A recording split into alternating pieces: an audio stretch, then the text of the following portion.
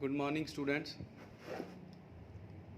Master cadre के exam के लिए अज आप सामने प्रोबेबिलिटी तो वो जो एग्जाम के क्वेश्चन आए हुए ने वो सारे लैके आए हैं। उन्होंने सलूशन विद फार्मूलेज ट्रिक्स जो भी ने सारा कुछ तो स्टार्ट करते हैं। ये फार्मूले ने probability of A union B का फार्मूला होंगे A plus B plus minus intersection. अगर ए तो बी म्यूचुअली एक्सक्लूसिव ने दैन इंटरसैक्शन खत्म हो जूगी। कंडीशनल प्रोबेबिलिटी का फार्मूला है ए अपॉन बी का बी अपॉन ए का। Probability A complement conditional by B A given B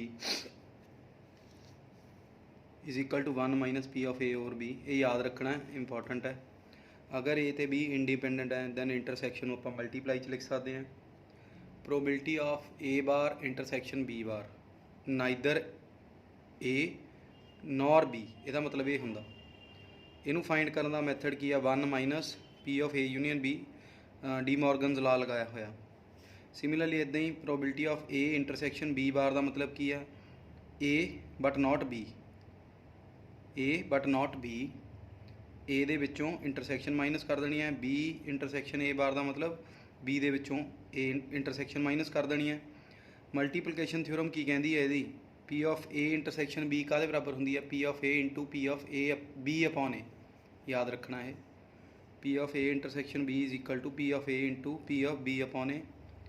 next है P of A upon B is always greater than equal to 0। तो next जो question आए हुए हैं एग्जाम के आप स्टार्ट करते हैं। जिस तरह की फर्स्ट क्वेश्चन है तुहाडा जो पेपर च आया होया लास्ट 132वां क्वेश्चन सीगा। ए यूनीयन बी की प्रोबेबिलिटी दी है, इंटरसैक्शन दी है, ए बार दी है, ए अपॉन बी पूछा है तुहानूं। तो ए अपॉन बी का पहला formula A intersection B upon P of B. ये लिए तुहानूं पी ऑफ बी चाहिए तो आप पहला फार्मूला अप्लाई करांगे। देखो साइड पर कराया होया P of A union B is equal to P of A plus P of B minus intersection.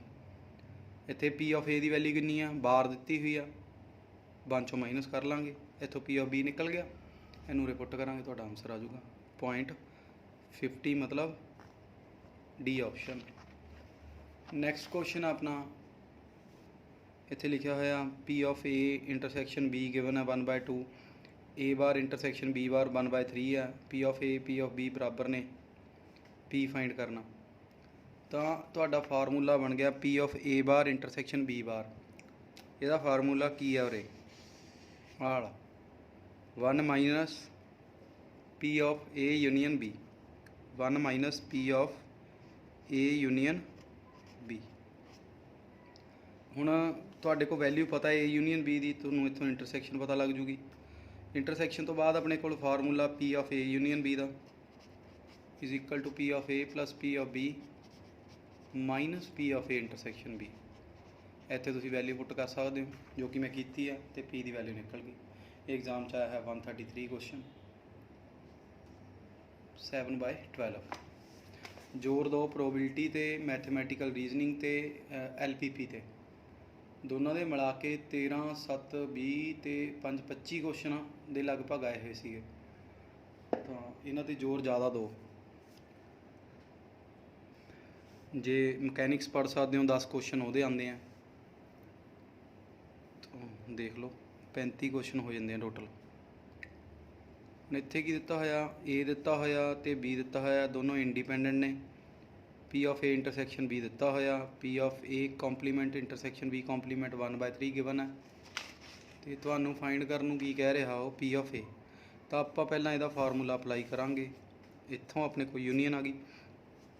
फिर मेरे को मैनूं ये पता भी जिहड़ी इंटरसैक्शन है वो मल्टीप्लाई च लिख सकदा बिकॉज इंडिपेंडेंट ने वैल्यूज़ भरतियाँ भी। अच्छा हुण देखो इत्थे दोनों का सम दिता होया 5/6, दोनों की प्रोडक्ट 1/6। तो क्वाड्रेटिक इक्वेशन बना दी x² minus sum of roots plus product of roots लगा के। इत्थों मेरे की 2 वैल्यूज़ आ गई x दियाँ। हुण ऑप्शन च किहड़ी पई आपां टिक मार दांगे, बस गल खत्म। नैक्सट क्वेश्चन है एक परस दे विच 4 कॉपर कॉइनस ने, 3 सिल्वर कॉइन ने। दूजे दे विच 6 कॉपर कॉइनस ने, दूजे 2 सिल्वर कॉइन ने। एक coin is tossed taken out, एक कॉइन बाहर कढ़िया ਕਿਸੇ ਦੇ ਵਿੱਚੋਂ ਵੀ ਫਾਈਂਡ ਦਾ probability it is a copper coin. ਤਾਂ ਹੁਣ ਆਪਣਾ ਪਰਸ 1 ਪਰਸ 2 ਲਿਖ ਲਿਆ ਆਪਾਂ, ਇਹ 'ਚ ਕਾਪਰ ਤੇ ਸਿਲਵਰ ਲਿਖ ਲਏ, ਇਹ 'ਚ ਵੀ ਲਿਖ ਲਏ, 7 8 ਲਿਖ ਲਿਆ। E1 E2 ਕੀ ਹੈ, ਜਾਂ ਤਾਂ ਪਰਸ 1 ਸਿਲੈਕਟ ਹੋ ਸਕਦਾ ਜਾਂ ਸੈਕਿੰਡ। ਇਹ ਕੀ ਹੈ, ਕਾਪਰ ਕੋਇਨ ਇਜ਼ ਸਿਲੈਕਟਡ। ਆਪਾਂ E1 E2 ਦੋਨਾਂ ਦੀ ਬਰਾਬਰ ਸਿਲੈਕਸ਼ਨ ਦੀ ਪ੍ਰੋਬਿਲਟੀ ਹੈ 1/2 1/2 ਆ ਗਈ। ਤਾਂ A/E1 ਦਾ ਮਤਲਬ ਕੀ ਹੈ, ਗਿਵਨ ਕੀ ਹੈ, ਪਰਸ 1 ਸਿਲੈਕਟਡ, ਇਹ ਕੀ ਹੈ, ਕਾਪਰ। ਪਰਸ 1 ਦੇ ਵਿੱਚੋਂ ਕਾਪਰ ਦੀ ਪ੍ਰੋਬਿਲਟੀ 4/7, ਦੂਜੇ ਦੇ ਵਿੱਚੋਂ 6/8, 3/4 ਆ ਗਈ। ਹੁਣ ਇੱਥੇ ਤੁਹਾਨੂੰ ਇਹ ਪੁੱਛਿਆ ਹੋਇਆ ਕਾਪਰ ਕੋਇਨ ਨਿਕਲਣਾ ਚਾਹੀਦਾ, ਬਸ ਕਾਪਰ ਨੂੰ ਕੀ ਮਤਲਬ ਪ੍ਰੋਬਿਲਟੀ ਆਫ ਆਪਾਂ ਫਾਈਂਡ ਕਰਨੀ ਹੈ ਇਹ ਕਿਵੇਂ ਫਾਈਂਡ ਕਰਾਂਗੇ, copper coin the probability of E1 A/E1 plus probability of E2 A/E2 multiply ਕਰਕੇ 37/56 ਆਪਣਾ ਆਨਸਰ ਹੈ। नेक्स्ट क्वेश्चन है,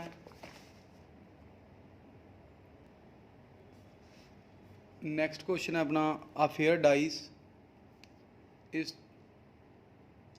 थ्रोन 20 टाइम्स। थोड़ा मैं क्लीयर कर दवां, एक मिनट देखने च। A fair dice is throne 20 times getting a number greater than 4 is selected a success. The mean and variance of mean and variance पुछे हुए ने ਆਪਾਂ पहली गल तो हुण जे गल करिए अपने कोल n कितना है 20, p कितना है 4 तो वड्डा सक्सैस है, 4 तो वड्डे 2 होंदे ने, तो 2/6 p आ गया, q निकल गया। मीन तुहानूं पुछया है, मीन की हुंदा बाइनोमीअल डिस्ट्रीब्यूशन का n × p ते वेरीएंस n p q दोनों वैल्यूज़ फाइंड कर लिया, तो अपना आंसर। वैसे भी याद रखियो बाइनोमीअल डिस्ट्रीब्यूशन दे विच mean is always greater than variance, and Poisson distribution दे विच मीन ते वेरीएंस दोनों बराबर होंदे ने। मीन ते वेरीएंस बराबर होंदे ने, उन्होंने लैमडे के नाम नाल लिखते हैं, लैमडा जिहड़ा उह 'च कोफिशिएंट दिता हुंदा लैमडा ही हुंदा, याद रखियो। नैक्सट क्वेश्चन है, एक कॉइन नूं टॉस किया n times, x is the number of times that had occurs.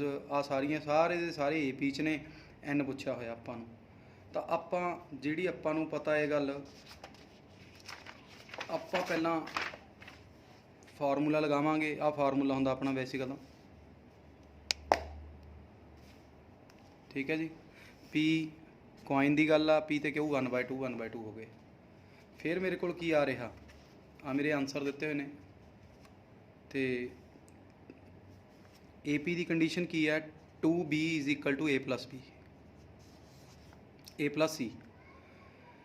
तो सेंटर वाली टर्म सी आ वाली, इनू 2 नाल मल्टीप्लाई, पहली तो तीसरी नूं आपस प्लस करता, फिर ये फार्मूला अप्लाई करता।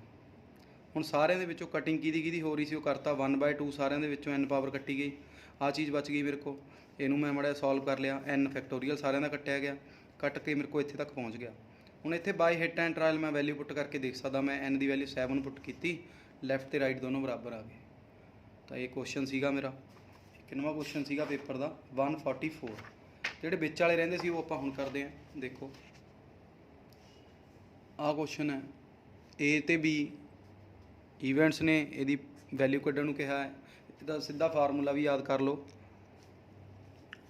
वैसे इहदा आंसर 1 हुंदा। ਆਪਾਂ चलो ये फार्मूला अप्लाई करते हैं, यदि ये इंटरसैक्शन अपॉन बी का कॉम्पलीमेंट, यदि ये इंटरसैक्शन अपॉन बी का कॉम्पलीमेंट। हुण ध्यान नाल सुनो, अगर मैं ए फाइंड करना, यदा फार्मूला की हुंदा probability of A intersection B complement का, A but not B, A दे विचों इंटरसैक्शन माइनस करनी है, ये फार्मूला बन गया। सिमिलरली यदा formula 1 - p of A union B. तो हुण एक गल देखो, मेरे कोल जिहड़ा फार्मूला हुंदा p of A union B का is equal to p of A + p of b minus intersection.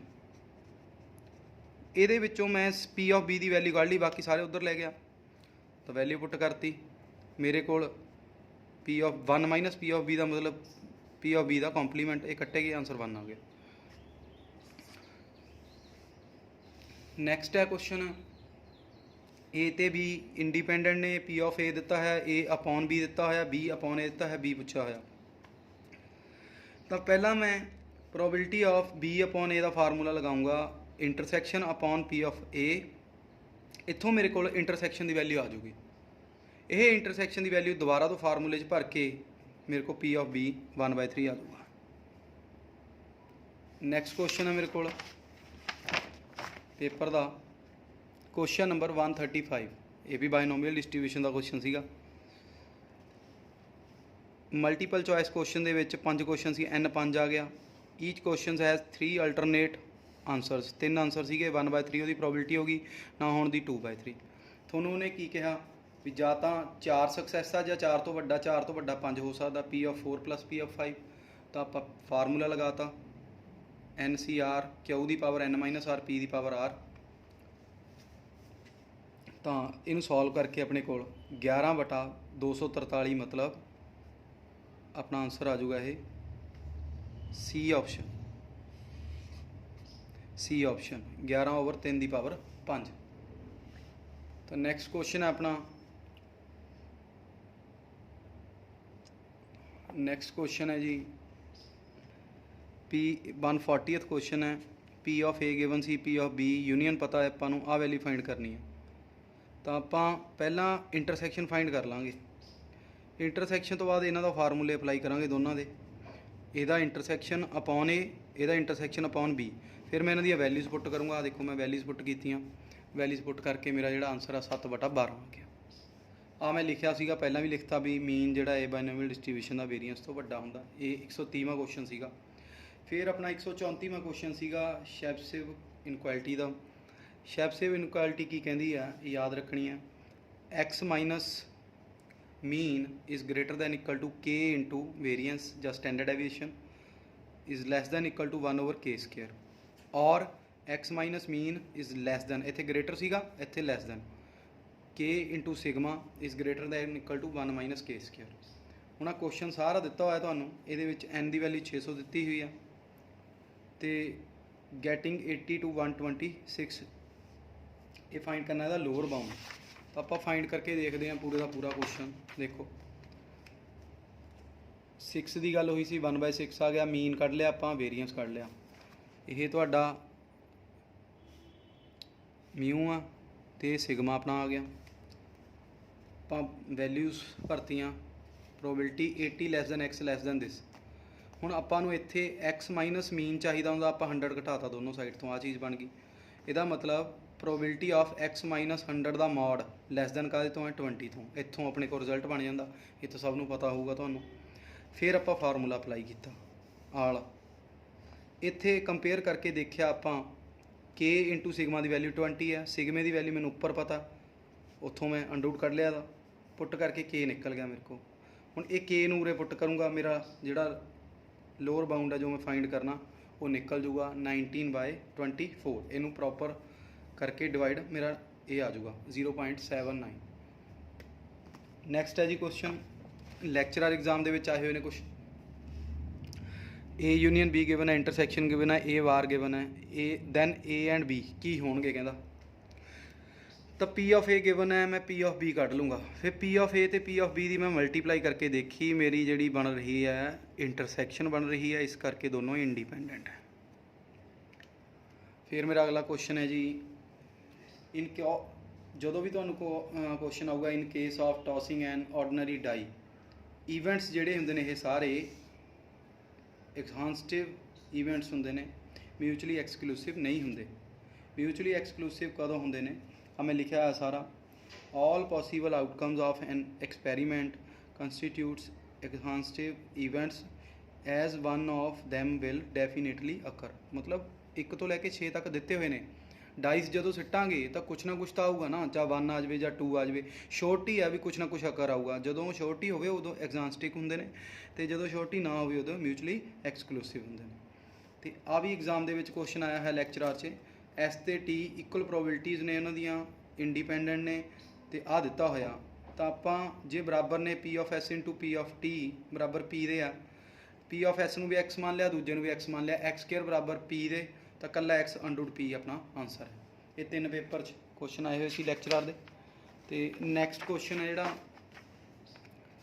ਮੀਨ ਤੇ ਵੇਰੀਐਂਸ, ਇਹ ਵੀ ਯਾਦ ਰੱਖਣਾ, ਲੈਕਚਰਰ 'ਚ ਆਇਆ ਹੋਇਆ। ਮਾਸਟਰ ਕਾਡਰ ਦੇ ਵਿੱਚ ਈਵਨ ਤੇ ਆਡ ਵਾਲਾ ਸੀਗਾ, ਇਹਦੇ ਵਿੱਚ ਆਲ ਨੈਚੁਰਲ ਨੰਬਰ ਦਾ ਹੈ। ਨੈਚੁਰਲ ਨੰਬਰ ਦਾ ਮੀਨ n + 1/2 ਹੁੰਦਾ, ਵੇਰੀਐਂਸ n² - 1/12 ਹੁੰਦਾ। ਤੇ ਨੈਕਸਟ ਕੁਐਸਚਨ ਹੈ ਜੀ P of A union B given ਹੈ, ਇੰਟਰਸੈਕਸ਼ਨ ਗਿਵਨ ਹੈ, A ਬਾਰ ਗਿਵਨ ਹੈ, A/B ਪੁੱਛ ਲਿਆ। ਤੇ A/B ਦੇ ਲਈ ਆਪਾਂ ਸਭ ਤੋਂ ਪਹਿਲਾਂ ਫਾਰਮੂਲਾ ਲਗਾ ਕੇ P of B ਕੱਢ ਲਾਂਗੇ, ਫਿਰ P of B ਨੂੰ ਭਰ ਦਾਂਗੇ ਫਾਰਮੂਲੇ 'ਚ, ਆਪਣਾ ਆਨਸਰ ਆ ਜਾਊਗਾ। ਨੈਕਸਟ ਆ ਗਈ ਜੀ ਪ੍ਰੋਬੇਬਿਲਿਟੀ ਅੱਗੇ, ਜੁਆਇੰਟ ਪ੍ਰੋਬੇਬਿਲਿਟੀ ਡਿਸਟ੍ਰੀਬਿਊਸ਼ਨ ਫੰਕਸ਼ਨ। ਤਾਂ f of x y is greater than equal to 0 ਹੁੰਦਾ, ਤੇ ਕੰਟੀਨਿਊਸ ਦੇ ਵਿੱਚ ਇਹਦੀ ਇੰਟੀਗ੍ਰੇਸ਼ਨ 1 ਹੋਣੀ ਚਾਹੀਦੀ ਹੈ, ਤੇ ਡਿਸਕ੍ਰੀਟ ਦੇ ਵਿੱਚ ਇਹਦਾ ਸਮ 1 ਹੋਣਾ ਚਾਹੀਦਾ। Marginal probability distribution function find ਕਰਨਾ ਹੋਵੇ ਜੇ x ਦਾ, ਤਾਂ integration with respect to y ਕਰਨੀ ਹੈ, ਜੇ ਅਗਰ y ਦਾ ਪੁੱਛਿਆ ਤਾਂ ਵਿਦ ਰਿਸਪੈਕਟ ਟੂ x ਕਰਨੀ ਹੈ। ਜੁਆਇੰਟ ਪ੍ਰੋਬੇਬਿਲਿਟੀ ਡਿਸਟ੍ਰੀਬਿਊਸ਼ਨ ਫੰਕਸ਼ਨ ਦਾ ਫਾਰਮੂਲਾ ਲਿਖਿਆ ਹੋਇਆ, -∞ ਤੋਂ y -∞ ਤੋਂ x f of x y dx dy। ਤੇ ਆਹ ਤੁਹਾਡੇ ਫਾਰਮੂਲੇ ਨੇ ਕੰਡੀਸ਼ਨਲ ਫਾਈਂਡ ਕਰਨ ਦਾ। ਜੇ y/x ਫਾਈਂਡ ਕਰਨਾ ਹੈ, ਉੱਪਰ ਦੋਨਾਂ ਦੀ ਇਕੱਠੀ, ਤੇ ਨੀਚੇ ਜੋ ਅੱਜ ਪਿੱਛੇ ਪਿਆ ਉਹਦਾ ਮਾਰਜਨਲ ਫੰਕਸ਼ਨ। ਠੀਕ ਹੈ ਜੀ। ਸੇਮ ਇੱਥੇ ਇਹ ਦੋਨੋਂ ਦਾ ਇਕੱਠਾ ਫੰਕਸ਼ਨ ਅਪੋਨ ਨੀਚੇ y ਦਾ ਮਾਰਜਨਲ ਫੰਕਸ਼ਨ। ਇੰਡੀਪੈਂਡੈਂਟ ਕਦੋਂ ਹੁੰਦੇ ਨੇ ਦੋਨੋਂ? f of x y ਨੂੰ fx × fy ਲਿਖ ਸਕੀਏ। ਫਿਰ ਆ ਗਿਆ ਇਹਦਾ ਜੋ ਕੁਐਸਚਨ ਐਗਜ਼ਾਮ ਦੇ ਵਿੱਚ ਆਇਆ ਹੋਇਆ ਸੀਗਾ, ਉਹ ਦੇਖਦੇ ਹਾਂ। ਆਹ ਕੁਐਸਚਨ ਸੀਗਾ, ਕਹਿੰਦਾ c ਦੀ ਵੈਲਿਊ ਫਾਈਂਡ ਕਰਨੀ ਹੈ। ਤਾਂ c ਦੀ ਵੈਲਿਊ ਫਾਈਂਡ ਕਰਨੀ ਹੈ ਤਾਂ ਲਿਮਟ 0 to 1 ਐਂਡ 0 to 2 ਜੋ ਕੁਐਸਚਨ ਗਿਵਨ ਹੈ ਆਪਣਾ ਉਹ ਲਿਖਾਂਗੇ, ਇਹਨੂੰ ਬਰਾਬਰ 1 ਰੱਖਾਂਗੇ, ਬਿਕੋਜ਼ ਜਿਹੜੀ ਇੰਟੀਗ੍ਰੇਸ਼ਨ ਆ ਕੰਟੀਨਿਊਸ ਦੇ ਵਿੱਚ 1 ਦੇ ਬਰਾਬਰ ਹੁੰਦੀ ਆ। ਤਾਂ ਇੱਥੋਂ ਮੇਰੇ ਕੋਲ c ਦੀ ਵੈਲਿਊ 1/4 ਆ ਜਾਊਗੀ। ਤੇ ਨੈਕਸਟ ਕੁਐਸਚਨ ਸੀਗਾ, ਇਹ ਵੀ ਐਗਜ਼ਾਮ 'ਚ ਆਇਆ ਹੋਇਆ, if the probability joint probability distribution function given ਹੈ, ਤਾਂ p of x + y ਪੁੱਛਿਆ ਹੋਇਆ ਤੁਹਾਨੂੰ। ਤਾਂ ਆਪਾਂ ਇੱਥੋਂ ਇਹ ਦੇਖਾਂਗੇ ਵੀ x + y 4 ਕਿਹੜੇ ਕੇਸ ਬਣਾਉਂਦੇ ਨੇ। ਇੱਕ ਤਾਂ 2,2 ਬਣਾਉਂਦਾ, ਇੱਕ 3,1 ਬਣਾਉਂਦਾ। ਤਾਂ 2,2 ਇੱਥੇ ਪੁੱਟ ਕਰ ਦਾਂਗੇ, ਐਂਡ x ਨੂੰ 3 y ਨੂੰ 1 ਪੁੱਟ ਕਰ ਦਾਂਗੇ, ਜੋ ਇਹਦਾ ਆਨਸਰ ਆਪਾਂ ਟਿਕ ਲਗਾਵਾਂਗੇ। ਆਪਣਾ ਕੁਐਸਚਨ ਕੰਪਲੀਟ। ਨੈਕਸਟ ਆਊਗਾ ਜੀ, ਮੈਂ ਥੋੜ੍ਹੇ ਅੱਗੇ ਕੰਪਲੀਟ ਕਰਾਉਣ ਲੱਗਿਆ ਐਕਸਪੈਕਟੇਸ਼ਨ ਦਾ ਕੁਐਸਚਨ ਆ ਗਿਆ। ਜੇ ਮੰਨ ਲਓ expectation EXY joint probability distribution function given ਹੈ ਤੁਹਾਨੂੰ, ਐਕਸਪੈਕਟੇਸ਼ਨ ਪੁੱਛ ਲਈ ਤਾਂ ਕੁਛ ਨਹੀਂ, ਐਕਸਪੈਕਟੇਸ਼ਨ ਦੇ ਰਿਜ਼ਲਟ ਹੁੰਦੇ ਨੇ। ਜੇ EX ਦਾ ਮਤਲਬ ਕੀ ਹੈ, x ਨਾਲ ਲੱਗ ਜਾਂਦਾ, ਜੇ y ਹੈ ਤਾਂ y ਨਾਲ ਲੱਗ ਜਾਂਦਾ, x + y ਹੈ ਤਾਂ x + y ਨਾਲ ਲੱਗ ਜੂਗਾ, XY ਹੈ ਤਾਂ XY ਨਾਲ ਲੱਗ ਜੂ। ਬਸ ਹੁਣ ਇੱਥੇ ਕੁਐਸਚਨ ਦੇ ਵਿੱਚ ਕੀ ਸੀਗਾ, XY, ਤਾਂ ਆਪਾਂ XY ਲਗਾਇਆ ਨਾਲ, ਤੇ ਨਾਲ ਜੁਆਇੰਟ ਫੰਕਸ਼ਨ ਜਿਹੜਾ ਦਿੱਤਾ ਹੋਇਆ, ਲਿਮਟਾਂ ਲਿਖਤੀਆਂ। ਬਸ ਇਹਨੂੰ ਸੋਲਵ ਕਰਾਂਗੇ, ਸੋਲਵ ਕਰਕੇ ਆਪਣਾ ਜਿਹੜਾ ਆਨਸਰ ਆਊਗਾ 1/6 ਆਊਗਾ। ਹਾਂ ਦੇਖੋ ਪੂਰਾ ਕੀਤਾ ਹੋਇਆ ਮੇਰਾ ਸਾਰੇ ਦਾ ਸਾਰਾ। ਨੈਕਸਟ ਜਿਹੜਾ ਕੁਐਸਚਨ ਆ ਗਿਆ ਜੀ ਆਪਣਾ, ਉਹ ਆਪਾਂ ਫਾਈਂਡ ਕਰੀ ਸੀ expectation of x। Expectation of x find ਕਰੀ ਹੈ, -∞ ਤੋਂ -∞ ਲਿਖ ਲਿਆ, ਫਿਰ ਲਿਮਟਾਂ ਲਗਾਤੀਆਂ। x ਦੀ ਲਿਮਟ 0 ਤੋਂ 2 ਹੈ, y ਦੀ 0 ਤੋਂ 3 ਹੈ। ਸੋਲਵ ਕਰਕੇ ਆਪਣਾ ਆਨਸਰ ਆ ਜੂ 25/42। ਨੈਕਸਟ ਇੱਕ ਕੁਐਸਚਨ ਸੀਗਾ ਐਗਜ਼ਾਮ ਦੇ ਵਿੱਚ ਆਇਆ ਹੋਇਆ, ਆ ਦੇਖੋ ਇਹਦੀ ਜਿਹੜੀ ਸਟੇਟਮੈਂਟ ਹੀ ਥੋੜ੍ਹੀ ਜਿਹੀ ਖਤਰਨਾਕ ਲਿਖੀ ਹੋਈ ਸੀ, ਉੱਦਾਂ ਕੁਐਸਚਨ ਸੌਖਾ ਸੀ। ਪ੍ਰੋਬੇਬਿਲਿਟੀ ਆਫ x ਦੇ ਸਿਲੈਕਸ਼ਨ ਦੀ 0.7, y ਦੇ ਰਿਜੈਕਸ਼ਨ ਦੀ 0.5। ਜੇ ਰਿਜੈਕਸ਼ਨ ਦੀ ਇਹ ਹੈ ਤਾਂ ਸਿਲੈਕਸ਼ਨ ਦੀ ਵੀ ਤਾਂ ਇਹੀ ਹੈ। Probability at least 1 of his application being rejected is 0.6। ਚਲੋ ਜੀ, ਪਹਿਲਾਂ ਤਾਂ ਲਿਖਦੇ ਹਾਂ P of x ਗਿਵਨ ਹੈ, ਬਾਰ ਕੱਢ ਲਾਂਗੇ, y ਗਿਵਨ ਹੈ, y ਬਾਰ ਕੱਢ ਦਾਂਗੇ। ਕਹਿੰਦਾ ਪ੍ਰੋਬੇਬਿਲਿਟੀ ਆਫ ਐਟ ਲੀਸਟ ਘੱਟ ਤੋਂ ਘੱਟ ਇੱਕ ਰਿਜੈਕਟ ਹੋ ਰਿਹਾ, ਮਤਲਬ x ਬਾਰ ਯੂਨੀਅਨ y ਬਾਰ। ਇੱਥੋਂ ਇੰਟਰਸੈਕਸ਼ਨ ਨਿਕਲ ਜੂਗੀ। ਆਪਾਂ ਨੂੰ ਪਤਾ ਨੂੰ ਕਰਨ ਨੂੰ ਕੀ ਕਿਹਾ ਉਹਨੇ, ਐਟ ਲੀਸਟ 1 ਇਜ਼ ਸਿਲੈਕਟਡ, ਮਤਲਬ ਯੂਨੀਅਨ ਫਾਈਂਡ ਕਰਨੀ ਹੈ। ਆਪਾਂ ਫਾਰਮੂਲਾ ਲਗਾਵਾਂਗੇ, ਆਨਸਰ ਆ ਜਾਊਗਾ। ਫਿਰ ਆ ਗਿਆ ਜੀ ਆਪਣਾ ਅੱਗੇ ਜਿਹੜਾ ਇਹਦਾ ਮਤਲਬ ਐਂਡਿੰਗ ਪੋਰਸ਼ਨ ਹੈ, ਦੁਬਾਰਾ ਤੋਂ ਮੈਂ ਲਿਖਤਾ, ਮੀਨ ਵੇਰੀਐਂਸ ਤੋਂ ਵੱਡਾ ਹੁੰਦਾ, ਆ ਇਹਦਾ ਫਾਰਮੂਲਾ ਹੁੰਦਾ। ਪੁਆਇਜ਼ਨ ਦੇ ਵਿੱਚ ਫਾਰਮੂਲਾ ਆ ਹੁੰਦਾ, ਤੇ ਮੀਨ ਤੇ ਵੇਰੀਐਂਸ ਬਰਾਬਰ ਹੁੰਦੇ ਨੇ। ਮੀਨ 1 ਹੁੰਦਾ ਪੁਆਇਜ਼ਨ ਦੇ ਵਿੱਚ। Mean deviation about mean is 2/e times of SD। ਇਹ ਇੰਪੋਰਟੈਂਟ ਹੈ, ਯਾਦ ਕਰ ਲਿਓ। ਤੇ sum of deviations from assumed mean ਜਿਹੜੀਆਂ ਹੁੰਦੀਆਂ ਨੇ ਉਹ 0 ਹੁੰਦੀਆਂ ਨੇ, ਤੇ ਇੱਕੋ ਕੁਐਸਚਨ ਸੀਗਾ ਜਿਹੜਾ ਇਸ ਵਾਰ ਵੀ ਆਇਆ ਸੀਗਾ, ਜਿਹਦੇ ਵਿੱਚ ਆਪਣਾ ਲੀਸਟ ਵਾਲਾ ਕੁਐਸਚਨ ਸੀਗਾ। ਆਪਾਂ ਤੁਹਾਨੂੰ ਹੁਣੇ ਦੱਸ ਦਿੰਦੇ, ਇੱਕ ਮਿੰਟ।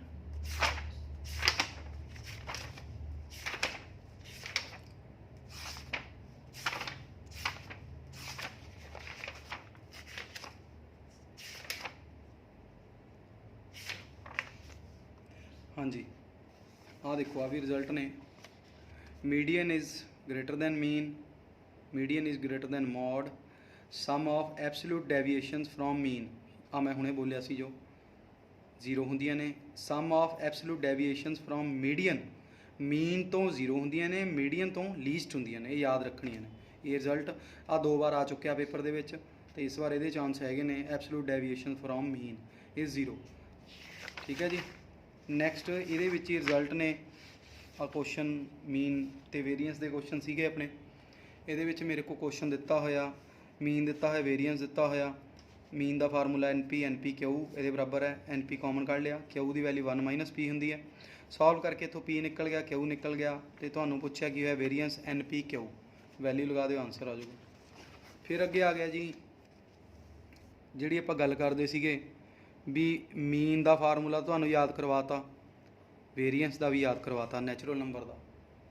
ਬਟ ਜੇ ਈਵਨ ਨੰਬਰ ਦਿੱਤੇ ਹੋਣ, ਈਵਨ, ਤਾਂ ਈਵਨ ਨੰਬਰ ਦੇ ਮੀਨ ਦਾ ਫਾਰਮੂਲਾ ਹੁੰਦਾ n+1, ਵੇਰੀਐਂਸ ਹੁੰਦਾ n² - 1/3। ਸਿਮਿਲਰਲੀ ਔਡ ਨੰਬਰ ਦਾ ਜਿਹੜਾ ਮੀਨ ਹੁੰਦਾ ਉਹ n ਹੁੰਦਾ, ਤੇ ਵੇਰੀਐਂਸ ਹੁੰਦਾ n² - 1/3। ਸਟੈਂਡਰਡ ਡੈਵੀਏਸ਼ਨ ਹੁੰਦਾ √n² - 1/3। ਤਿੰਨਾਂ ਦੇ ਵਿੱਚੋਂ ਕੋਈ ਵੀ ਕੁਐਸਚਨ ਦੇ ਵਿੱਚ ਪੁੱਛਿਆ ਜਾ ਸਕਦਾ ਤੁਹਾਨੂੰ। ਇਹ ਵੀ ਪੁੱਛਿਆ ਜਾ ਚੁੱਕਾ, ਇਹ ਵਾਲਾ, ਤੇ ਇਸ ਵਾਰ ਆ ਪੁੱਛਿਆ ਗਿਆ ਸੀਗਾ। ਤਾਂ ਆਪਣਾ ਨੈਕਸਟ ਜਿਹੜਾ ਚੱਲ ਰਿਹਾ ਸੀਗਾ, ਆਪਾਂ ਉੱਥੇ ਪਹੁੰਚਦੇ ਹਾਂ ਦੁਬਾਰਾ। ਲਓ ਜੀ, ਆਹ ਕੁਐਸਚਨ ਸੀਗਾ ਆਪਣੇ ਕੋਲ, ਗਿਵਨ ਹੈ x is probability random variable ਦੇ, ਪੋਇਜ਼ਨ ਰੈਂਡਮ ਵੇਰੀਏਬਲ E(x²) ਦਿੱਤਾ ਹੋਇਆ, Ex ਫਾਈਂਡ ਕਰਨਾ। ਤਾਂ ਵੇਰੀਐਂਸ ਦਾ ਫਾਰਮੂਲਾ ਦੇਖੋ ਕੀ ਹੁੰਦਾ, ਵੇਰੀਐਂਸ ਹੁੰਦਾ Ex² - Ex²। ਵੇਰੀਐਂਸ ਤੇ ਮੀਨ ਦੋਨੋਂ ਬਰਾਬਰ ਹੁੰਦੇ ਨੇ। ਲੈਮਡਾ ਮੈਂ ਬੋਲਿਆ ਸੀਗਾ, ਲੈਮਡੇ ਦੇ ਬਰਾਬਰ ਹੈ। Ex² ਲੈਮਡਾ² ਹੋ ਗਿਆ, ਆ ਲੈਮਡਾ ਹੋ ਗਿਆ। Ex² ਦੀ ਵੈਲਿਊ 20 ਦਿੱਤੀ ਹੈ। ਇਹਨੂੰ ਸੋਲਵ ਕਰਕੇ ਮੇਰੇ ਕੋਲ, ਕਿਉਂਕਿ ਲੈਮਡਾ 0 ਤੋਂ ਵੱਡਾ ਹੁੰਦਾ, ਲੈਮਡੇ ਦੀ ਵੈਲਿਊ 4 ਆ ਗਈ। ਫਿਰ ਆ ਗਿਆ ਜੀ ਮੇਰੇ ਕੋਲ ਅੱਗੇ ਮਾਰਜਨਲ ਪ੍ਰੋਬੇਬਿਲਿਟੀ ਡਿਸਟ੍ਰੀਬਿਊਸ਼ਨ ਫੰਕਸ਼ਨ ਮੈਂ ਕੱਢਣਾ ਦੱਸਿਆ, ਕਿਵੇਂ ਫਾਈਂਡ ਕਰਨਾ। ਤੇ ਜੇ ਤਾਂ ਮੈਨੂੰ y ਦਾ ਪੁੱਛਿਆ ਤਾਂ with respect to x integration ਕਰ ਦੂੰਗਾ। ਲਿਮਿਟ y ਦੀ ਲਿਮਿਟ ਕੀ ਆ ਦੇਖੋ, ਤਾਂ ਵਿਦ ਰਿਸਪੈਕਟ ਟੂ x ਕਰਨਾ ਨਾ, ਤਾਂ x 0 ਤੋਂ y ਆ। ਫਿਰ ਅੱਗੇ ਜੇ ਮੈਨੂੰ ਕੰਡੀਸ਼ਨਲ ਪੁੱਛ ਲਿਆ x/y, ਤਾਂ ਦੋਨਾਂ ਦਾ ਇਕੱਠਾ ਅਪੋਨ ਜੋ y ਹੈ ਨੀਚੇ, y ਵਾਲੇ ਦਾ ਆਪਾਂ ਉੱਤੇ ਕੱਢਿਆ, ਆਨਸਰ ਆ ਗਿਆ। ਸਿਮਿਲਰਲੀ x ਅਪੋਨ ਅੱਗੇ ਆ ਗਿਆ y/x ਕੱਢਣਾ। y/x ਕੱਢਣ ਦੇ ਲਈ ਆ ਮੈਂ ਮਾਰਜਨਲ ਕੱਢ ਲਿਆ ਸੀ x ਦਾ। ਫਿਰ ਕੀ ਆਊਗਾ, yx ਜੋ ਵੀ ਉੱਪਰ ਕੁਐਸਚਨ ਦਿੱਤਾ ਹੋਇਆ ਓਵਰ x ਵਾਲੇ ਦਾ ਮਾਰਜਨਲ, ਉਹ ਮੈਂ ਕੱਢ ਲਿਆ, ਦੇਖੋ ਭਰ ਦੂੰਗਾ, ਆਨਸਰ ਆ ਗਿਆ। ਫਿਰ ਮੇਰਾ ਆ ਗਿਆ ਜੀ ਅੱਗੇ ਜੋ ਕੁਐਸਚਨ 'ਚ ਟੌਪਿਕ ਦਿੱਤਾ ਹੋਇਆ ਸਿਲੇਬਸ ਦੇ ਵਿੱਚ, ਬਰਨੌਲੀ ਡਿਸਟ੍ਰੀਬਿਊਸ਼ਨ। ਉਹਦੇ ਵਿੱਚ p ਦੀ ਪਾਵਰ x, q ਦੀ 1 - x ਹੁੰਦੀ ਹੈ, x 0 ਤੋਂ 1, ਅਦਰਵਾਈਜ਼ 0। ਇਹਦਾ ਮੀਨ p ਹੁੰਦਾ, ਵੇਰੀਐਂਸ pq ਹੁੰਦਾ, mxt ਜਿਹੜਾ ਹੁੰਦਾ ਹੋਮੋਜਨੇਟਿੰਗ ਫੰਕਸ਼ਨ, ਉਹ ਆ ਹੁੰਦਾ, ਯਾਦ ਕਰ ਲੈਣਾ, q + p × e ਦੀ t। ਫਿਰ ਆ ਗਿਆ ਜੀ ਆਪਣਾ ਕਰੈਕਟਰਿਸਟਿਕ ਫੰਕਸ਼ਨ। ਇਹ ਉਹਨਾਂ ਨੇ ਦੱਸਿਆ ਹੋਇਆ, ਜਿਵੇਂ ਆਪਣਾ ਐਕਸਪੈਕਟੇਸ਼ਨ ਹੁੰਦੀ ਸੀਗੀ, ਆਪਾਂ ਜੋ ਵੀ ਐਕਸਪੈਕਟੇਸ਼ਨ ਦੀ ਵੈਲਿਊ ਸੀ ਉਹ ਨਾਲ ਮਲਟੀਪਲਾਈ ਕਰ ਦਿੰਦੇ ਹਾਂ। ਹੁਣ ਇੱਥੇ ਐਕਸਪੈਕਟੇਸ਼ਨ e ਦੀ ਪਾਵਰ ਦੀ ਫਾਰਮ ਦੇ ਵਿੱਚ ਇਹਦਾ ਰਿਜ਼ਲਟ phi ω = ਐਕਸਪੈਕਟੇਸ਼ਨ e ਦੀ ਪਾਵਰ j⍵x, ਤਾਂ ਫਿਰ ਇਹਦੇ ਨਾਲ ਮਲਟੀਪਲਾਈ ਹੋ ਜੂਗੀ, ਦੋਨੋਂ ਰਿਜ਼ਲਟ ਬਣ ਗਏ। ਹੋਰ ਆਪਣਾ ਇਹਦੇ ਵਿੱਚ ਕੀ ਰਿਜ਼ਲਟ ਹੁੰਦਾ ਵੀ ਜਿਹੜਾ ਇਹਦਾ ਮੋਡ ਹੁੰਦਾ 1 ਹੁੰਦਾ, ਮੈਕਸਿਮਮ ਵੈਲਿਊ ਕਦੋਂ ਅਟੇਨ ਕਰਦਾ, ਓਰੀਜਨ ਤੇ। phi of -ω ਕਾਹਦੇ ਬਰਾਬਰ ਹੁੰਦਾ, phi of ω the hole conjugate. ਇਹਦੇ ਨਾਲ ਜਿਹੜੇ ਆਪਣੇ ਪ੍ਰੋਬੇਬਿਲਿਟੀ ਦੇ ਕੁਐਸਚਨ ਨੇ ਸਾਰੇ ਡਿਸਕਸ ਆਪਾਂ ਕਰਤੇ। ਚੰਗੀ ਤਰ੍ਹਾਂ ਪੜ੍ਹ ਕੇ ਜਾਇਓ ਇਹਨਾਂ ਨੂੰ। ਨੈਕਸਟ ਕਲਾਸ ਕੱਲ੍ਹ ਲੈ ਕੇ ਆਵਾਂਗੇ। ਅਗਰ ਵੀਡੀਓ ਵਧੀਆ ਲੱਗੇ ਤਾਂ ਪਲੀਜ਼ ਚੈਨਲ ਨੂੰ ਸਬਸਕ੍ਰਾਈਬ ਕਰਿਓ, ਲਾਈਕ ਕਰਿਓ। Thank you bye.